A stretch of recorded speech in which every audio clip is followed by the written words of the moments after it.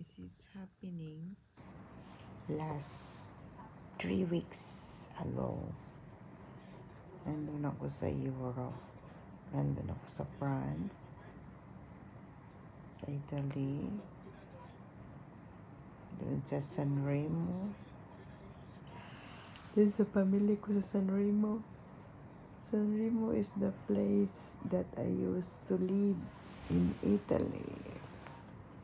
Ayan, nandito kami namamasyal kami ni Ate Rosel, Eritz, Tita Franchi, at kumakain kami sa labas dahil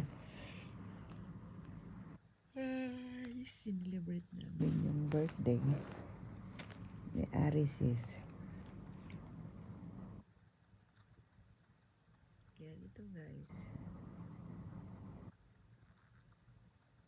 ganito Ang ganda ng decoration doon sa San Remo dahil mag-start ang San Remo festival. pero hindi din ako Ako nakapanood kasi the day that mag-umpisa na ang mga kantante,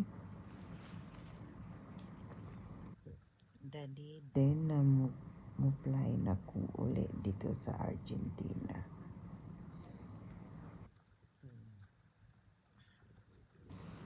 Pero okay lang dahil naman sa pag-stay ko ng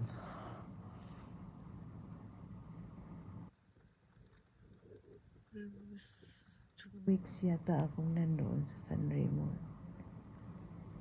Nag-enjoy din naman ako. Kaya ito, thank you Lord, nagkaroon din akong time makapag-banding sa pamilya ko sa San Remo. At least nakapagpahinga, at least nakain ko yung mga pagkain na yung mga Filipino food na gusto kong kainin. Thank you everyone. I miss you San Remo. Ayun, si Michael, si Arisis, si Inday, pinsan ni Michael, si Ate Rosel, si